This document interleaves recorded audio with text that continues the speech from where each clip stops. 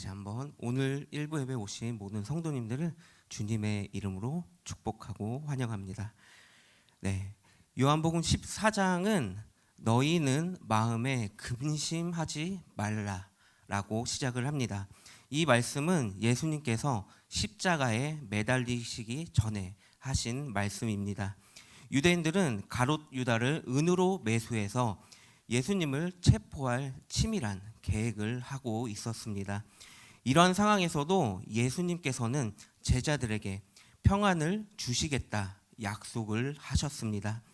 이 평안은 세상 어떠한 상황에서도 흔들림이 없고 변함이 없는 평안입니다. 제자들은 평안이 필요했지만 저희들에게도 이 평안이 필요합니다. 어떤 상황에서도 흔들리지 않고 변함없는 이 절대적인 평안이 저희에게 필요합니다. 그럼 이 평안은 어떤 평안일까요?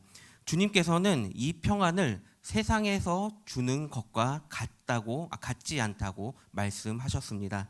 본문 27절 중간에 이렇게 나와 있습니다. 나의 평안을 너희에게 주노라. 내가 너희에게 주는 것은 세상이 주는 것과 같지 아니하니라. 주님께서 주시는 평안은 세상에서 주는 평안과 같지 않고 세상에서 얻을 수 있는 것이 아닙니다. 세상에서 주는 평안은 어떠한 상황이나 조건이 갖춰졌을 때 평안을 얻을 수 있습니다. 즉 세상이 주는 평안은 외부에서 오는 평안입니다. 경제적으로 안정적이거나 질병과 사고가 없거나 다른 사람들에게 인정받을 때 등 이러한 상황에서 우리는 평안이 있다고 생각을 하고 우리를 평안하게 만들어 줍니다. 하지만 이러한 평안은 상황과 조건이 사라지게 되면 이 평안은 사라지게 됩니다. 그러나 주님께서 주시는 평안은 어떠한 상황이나 조건이 생기거나 없어지거나 하는 것이 아닙니다. 성경에서 평안이라는 말은 히브리어로는 샬롬, 헬라어로는 에이레네라고 표현을 합니다. 이 평안은 모든 근심, 걱정을 다 없애주는 평안입니다. 어떠한 상황과 조건이 갖춰져서 평안한 것이 아니라 평안이 있기 때문에 모든 상황과 조건을 지배할 수 있는 것입니다. 그러나 주님께서 주시는 평안은 하늘로부터 오는 평안입니다. 그것은 어떤 상황과 조건에 의해서 생기거나 없어지는 것이 아닙니다. 샬롬은 다들 많이 아시는 단어입니다. 이 시간 한번 앞뒤 좌우로 한번 샬롬이라고 한번 해보실까요? 네, 감사합니다. 네, 이 평안은 모든 근심과 고난을 없애줍니다. 조건과 상황 때문에 평안한 게 아니라 평안이 있기 때문에 이것을 다스릴 수 있습니다. 예전에 사역하던 교회에서 이제 소년부에서 2년간 함께한 한 학생이 있었습니다. 건강하던 이 학생은 4학년 때 갑자기 혈액암 중에 희귀병인 비호치킨 T세포 림프종이라는 혈관이 막히는 병에 걸렸습니다. 이 병명을 들었을 때 제가 닭을 좋아하지 않아서 치킨이라는 단어를 듣게 되니까 그냥 병명조차 기분이 좋지가 않았습니다. 이렇게 건강했던 이 학생은 한순간에 병원 생활을 하게 되었고 1년간 식물 인간으로 이제 병원에 입원할 정도로 정말 위험한 상태에 있었습니다. 3년간의 병원 생활을 지나면서 병원에 이제 생명에 위협을 주는 일이 상당히 많았고 그리고 의사 선생님께서도 가망이 없다라고 말할 정도였습니다. 하지만 이 학생은 병상 중에서 이제 하나님께 기도를 드리는 가운데 하나님이 널 꼭 살리겠다라는 음성을 들었다고 합니다. 그리고 이 학생은 그 음성에 확신을 가지게 되었습니다. 그리고 이 하나님의 음성을 들은 뒤에는 마음이 평안해졌다고 말을 했습니다. 그리고 이제 가장 낙심했을 것 같은 어머니도 이 아이의 이 말을 듣고 나서 더 이상 걱정되지 않고 하나님께서 이 아이의 병을 치료해 주실 것이다 라고 믿음을 가지게 되었습니다. 이후에 건강은 급속도로 회복이 되었고 이제 의사 선생님조차 기적이라고 말씀하실 정도로 건강이 많이 회복되어서 정상 생활을 할 수 있게 되었습니다. 지금은 축구도 하고 수영도 할 정도로 정말 열심히 살아가고 있다고 합니다. 이 가정을 보면서 생각해 볼 수 있습니다. 이 모습이 바로 하나님께서 주시는 평안이 아닐까요? 죽음에 처할 수 있었던 처지에서 하나님의 음성을 통해서 믿음으로 평안에 이른 것입니다. 또한 예전 교회에서 청년부를 맡을 때가 있었습니다. 거기에 한 자매가 있었습니다. 이 자매는 운동도 좋아하고 노는 것도 좋아하고 먹는 것도 좋아하고 사람 만나는 것을 좋아하는 요즘 말로 인싸라는 자매였습니다. 그리고 저와 이 자매와 다른 청년들은 정말 즐겁게 맛집 탐방을 하러 다녔습니다. 그렇게 여러 군데를 돌아다니면서 정말 즐거운 나날들을 살아가고 있었는데 이 자매가 어느 순간에 갑자기 보이지 않았습니다. 그래서 신방을 갔더니 병원에 입원해 있었습니다. 그동안 몰랐던 사실을 알게 되었습니다. 몇 년 전에 폐암 말기로 이제 몸이 안 좋은 상태였습니다.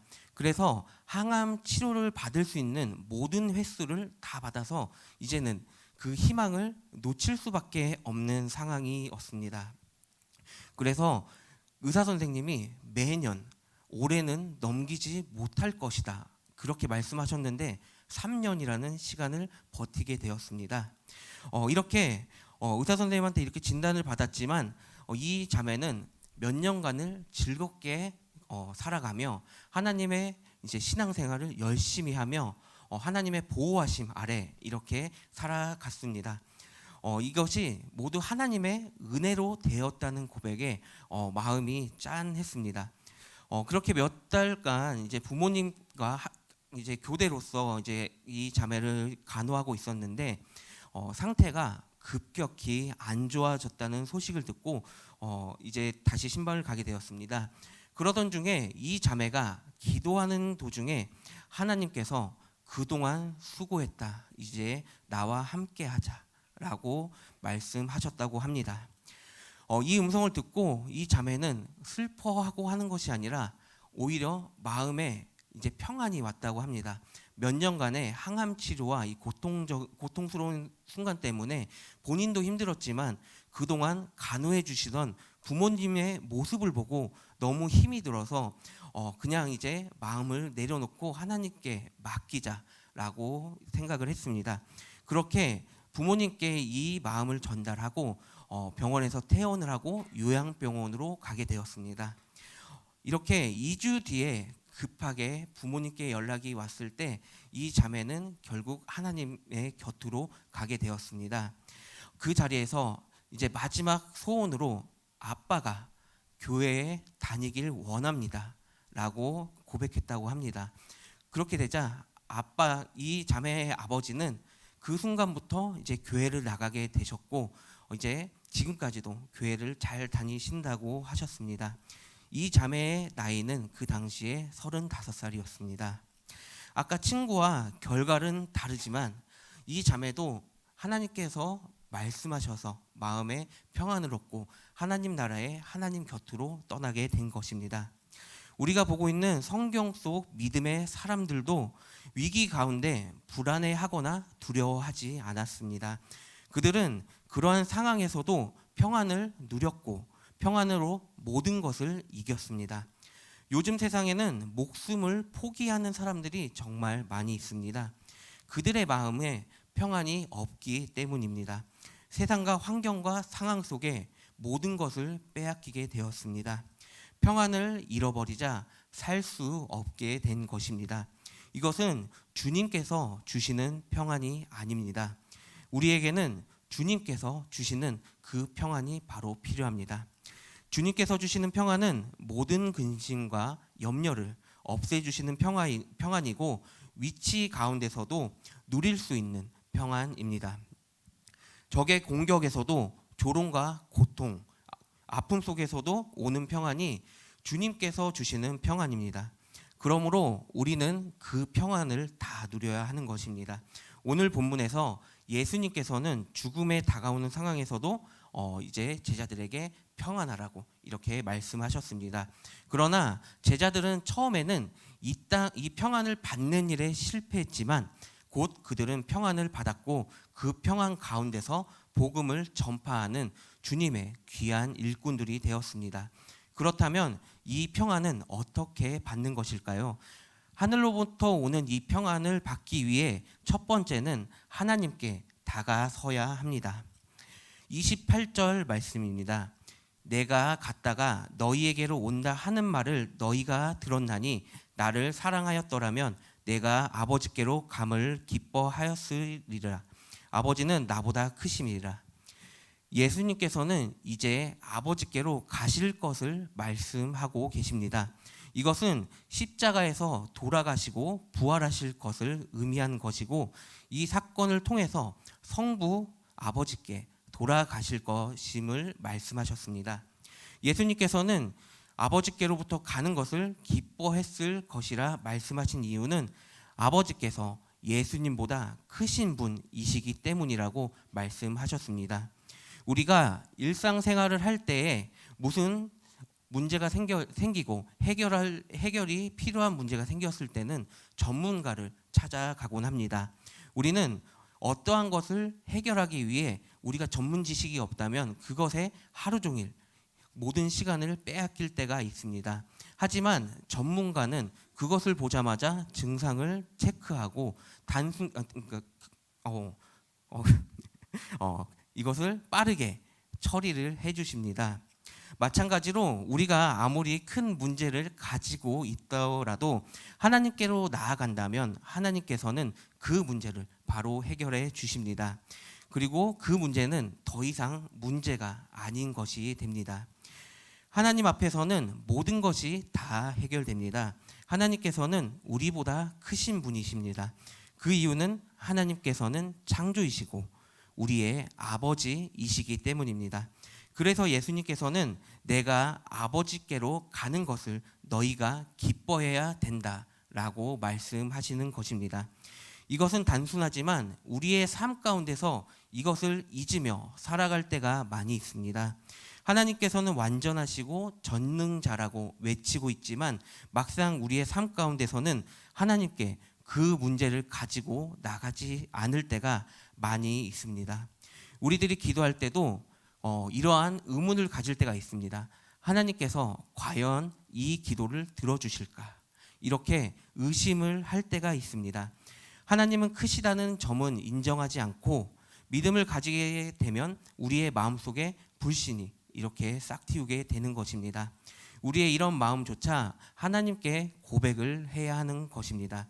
우리가 문제를 가지고 있을 때 우리를 주님께 그 문제를 가지고 나아가야 하는 것입니다. 요한복음 11장에는 마르다와 마리아가 오빠 나사로의 죽음 앞에 서 있었습니다. 하지만 예수님께서 오심은 그 죽음은 문제가 아니었습니다. 믿음의 사람들은 주님께 다가감으로 그 문제를 해결받았습니다. 주님께 나아가면 우리의 모든 문제를 주님께서 해결해 주십니다. 주님께서는 전능하신 분이시기 때문에 주님 앞에서는 문제가 더 이상 문제가 되지 않습니다. 근심이 없는 삶, 평안의 삶을 살아가려면 지금보다 한 걸음 더 하나님께 다가서야 합니다. 주님께 간구하며 우리보다 크신 주님을 바라봐야 하는 것입니다. 모든 성도님들이 주님께 다가가서 주님께서 주시는 평안을 누리시기를 주님의 이름으로 소망합니다. 하늘로부터 오는 평안을 받기 위한 두 번째는 하나님을 믿어야 합니다. 우리는 주님께서 우리보다 크신 분임을 고백하며 그 앞에 다가서지만 자주 방황을 하고 있습니다. 그것은 바로 주님께로 다가설수록 더 어렵고 힘든 일들이 기다리고 있기 때문입니다. 예수님을 믿는 것은 구원의 길이라고 하지만 믿음의 삶을 그렇게 보지 않을 때가 있습니다. 때로는 세상의 삶을 더 바라볼 때가 있습니다. 그것이 더 좋아 보일 때가 있습니다. 하고 싶은 말을 다 하고 때로는 죄를 짓고 있지만 이 정도는 괜찮겠지라고 말하며 살아가고 있을 때가 있습니다. 오늘 본문 29절 말씀에 이제 일이 일어나기 전에 너희에게 말한 것은 일이 일어날 때에 너희로 믿게 하려 함이라. 여기 나오는 29절의 일은 예수님의 십자가 사건입니다. 그러면서 여기 말하는 믿음은 이 사건 속에 하나님께서 계시다는 사실을 믿는 것입니다. 즉 예수 그리스도의 십자가 사건 속에 하나님의 섭리와 개입하심이 있다는 것을 알고 믿게 하기 위함입니다. 예수님의 십자가 사건 속에 하나님이 계십니다. 이 믿음은 우리가 생각하는 모든 방법과 상황을 완전히 바꿔버립니다. 우리가 예수 그리스도를 믿을 때 세상은 그 순간 완전히 바뀌어 버립니다. 우리가 예수를 믿는 순간 세상은 모두 주님 통치 아래 있다는 사실을 발견할 수 있는 것입니다. 30절 말씀에 또 이렇게 나와 있습니다. 이후에는 내가 너희와 말을 많이 하지 아니하리니 이 세상의 임금이 오겠음이라. 그러나 그는 내게 관계할 것이 없으니. 유대인들은 로마인들의 힘을 얻어 빌라도의 허락을 받아 유대 병사들과 예수님을 잡으러 갔습니다. 그러나 예수님께서는 그는 나를 어떻게 할 어떠한 권한도 없다라고 말씀하십니다. 예수님을 믿음으로 우리는 하나님 나라에 들어가고 더 이상 세상의 지배를 받지 않게 되는 것입니다. 세상의 통치자는 예수님을 붙잡고 채찍질하고 십자가에 못 박지만 그것은 예수님의 부활을 막을 수는 없었습니다. 하나님의 뜻은 누구도 방해하지 못하고 하나님의 뜻대로 성취되어 가는 것입니다. 이것을 믿는 자의 능력이고 은혜입니다. 그러므로 우리는 주님 안에서 주님께서 주시는 평안을 받는 것입니다. 평안은 믿음으로 인해 받을 수 있습니다. 우리에게 어떠한 어려움이 와도 그 어려움이 우리를 지배할 수 있는 것이 아닙니다. 우리가 예수 그리스도를 믿는 순간 우리의 삶은 하나님께서 주관하시고 하나님께서 책임져 주시는 것입니다. 사랑하는 성도님들, 용기를 내시고 근심을 버리시고 마음의 평안, 하나님께서 주시는 평안을 얻으시기를 주님의 이름으로 소망합니다. 요즘에 날씨가 갑자기 비가 왔다 말았다 이제 반복을 하며 난리가 아닙니다. 속된 말로 지랄 맞다라고 표현을 합니다. 네, 목요일까지 이제 비 소식이 있어서 이제 오늘은 유년부 여름성경학교가 있고 내일은 또 이제 초등부와 소년부가 중등부가 함께 여름성경학교를 하게 됩니다. 그래서 이제 각 부서에서 외부 활동이 있다 보니까 비 소식에 좀 예민해지고 이제 걱정을 많이 하게 되었습니다. 예전에 제가 이제 연천에 폐교로 수련회를 떠난 적이 있습니다. 그때 이제 저희 바로 전날 팀들이 태풍이 와서 이제 비가 너무 많이 오고 그 태풍을 피하기 위해서 벌레들이 수련회 장소로 몰려들었다라고 이제 들었습니다. 그래서 이제 그 소식을 제가 듣고 이제 선생님들한테 이제 말씀드리고 이제 공개를 했더니 선생님들이 이제 그 벌레 이제 F킬러를 이제 사기 시작하셨습니다. 그래가지고 이제 준비를 하는데 벌레에 대한 문제, 비에 대한 문제 이렇게 생각을 하고 있었는데 이제 선생님들과 함께 기도하면서 이제 저는 문득 이렇게 기도하게 되었습니다. 하나님, 비가 오면 수련회 안 갑니다. 네. 지금 생각해 보면은 이제 무슨 배짱으로 그런 기도를 했는지 모릅니다. 그런데 놀랍게도 이제 저희가 수련회 갈 때 가는 길에만 비가 오고 도착해서 나서는 비가 한 방울도 떨어지지 않았습니다. 오히려 더워서 물놀이 할 때 이제 시원해서 좋았던 기억이 납니다. 이렇게 배짱을 부리면서 이런 행동을 했지만 하나님께서는 저의 이런 믿음을 기억하셔서 그러한 은혜를 주신 것이 아닌가 생각이 듭니다. 이번 여름 사역에도 이런 같은 은혜가 있을 줄 믿고 있습니다. 비로 인해 걱정하시는 분들이 믿음으로 하나님께서 비가 안 와도 은혜를 내려주시고 비가 오면 더 큰 은혜를 부어주실 것이다. 이렇게 믿음을 가지고 기도를 하고 고백할 때 하나님께서 더 큰 은혜를 부어주실 것입니다. 하지만 저같이 이렇게 기도를 하시면 이제 하나님께서 안 좋아하실 수도 있으시니까 이제 이거는 저만 하겠습니다. 네, 네. 이렇게 하늘로부터 오는 이제 평안을 받기 위한 세 번째는 이제 사랑과 순종을 해야 하는 것입니다. 31절 말씀에 오직 내가 아버지를 사랑하는 것과 아버지께서 명하신 대로 행하는 것을 세상이 알게 하려 함이로다. 일어나라 여기를 떠나자 하시리라.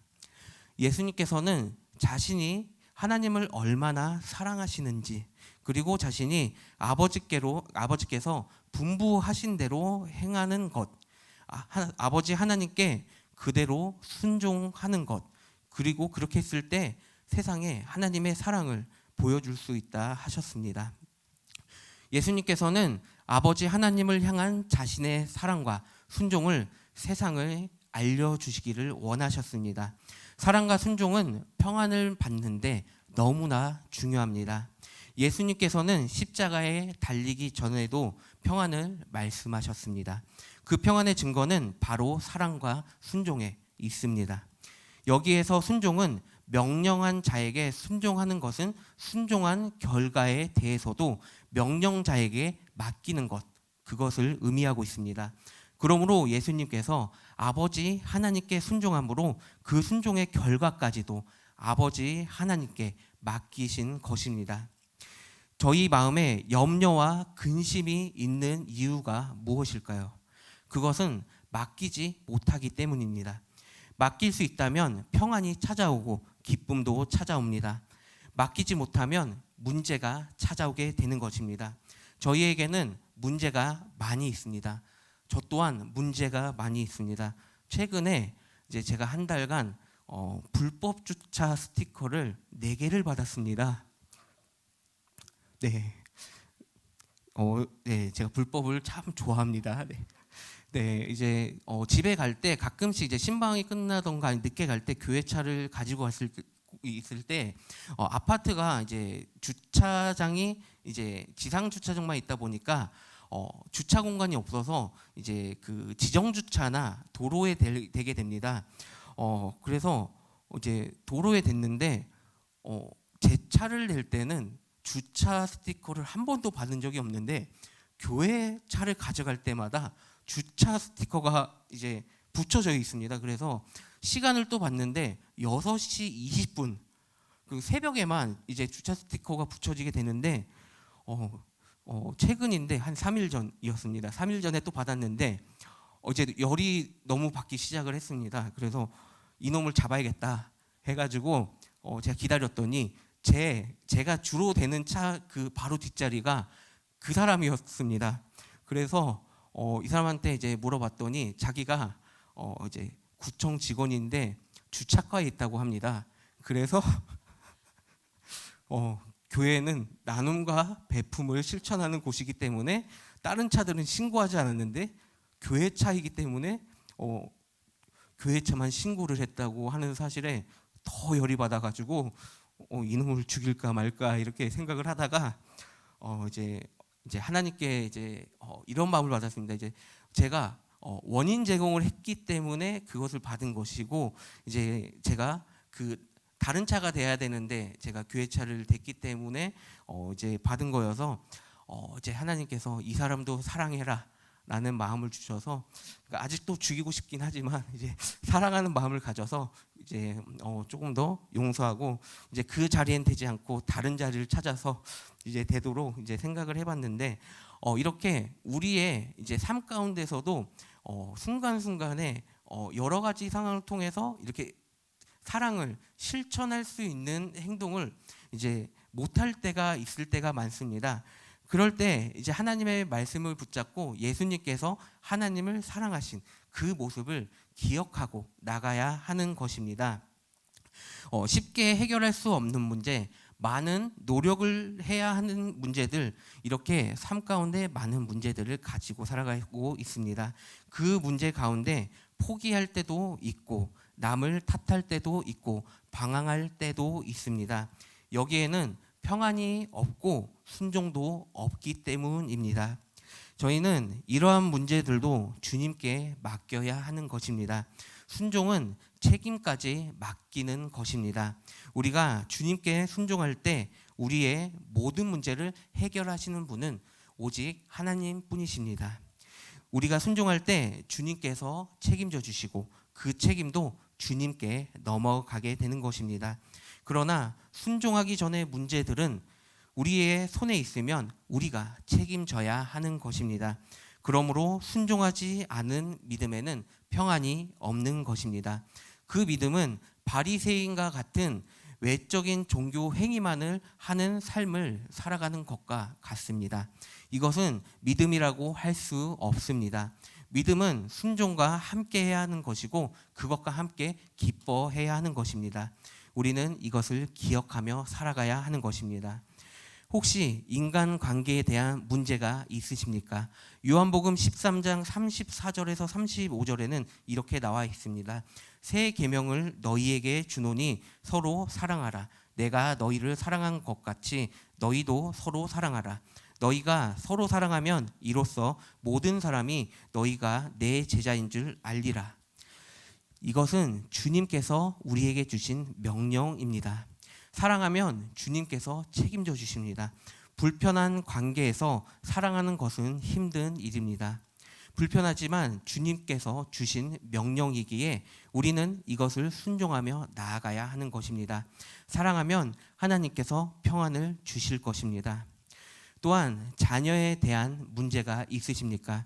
사무엘상 1장 27절에서 28절을 보면 이 아이들을 위해서 내가 기도하였더니 내가 구하여 기도한 바를 여호와께서 내게 허락하신지라. 그러므로 나도 그를 여호와께 드리니 그의 평생을 여호와께 드리나이다 하고 그가 거기서 여호와께 경배하니라.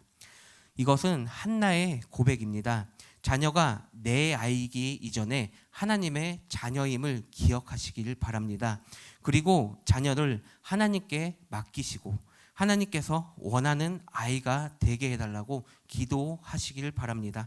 분명히 하나님께서는 한나가 받은 은혜를 우리에게도 부어주실 것입니다. 예수님께서 마태복음 11장 28절부터 30절에 이렇게 말씀하셨습니다. 수고하고 무거운 짐진 자들아 다 내게로 오라. 내가 너희를 쉬게 하리라. 나는 마음이 온유하고 겸손하니 나의 멍에를 메고 내게 배우라. 그리하면 너희 마음이 쉼을 얻으리니 이는 내 멍에는 쉽고 내 짐은 가벼움이라 하시니라. 순종하면 하나님께서 책임져 주시고 마음의 평안을 주십니다. 사랑하는 성도 여러분, 우리가 세상을 살아가는 가운데 해결되지 않는 문제들, 이해되지 않는 문제들이 있습니다. 오늘 말씀을 통해 오늘 모든 책임을 하나님께 드리길 바랍니다. 하나님께서는 모든 책임을 져주실 것이고 하늘로부터 오는 평안과 함께 주님께서 풍성한 은혜를 내려주실 것입니다. 마음이 평안하시고 놀라운 주님의 은혜를 충만하게 받으시는 모든 주님 기쁨의 교회 성도님들 되시기를 주님의 이름으로 소망합니다.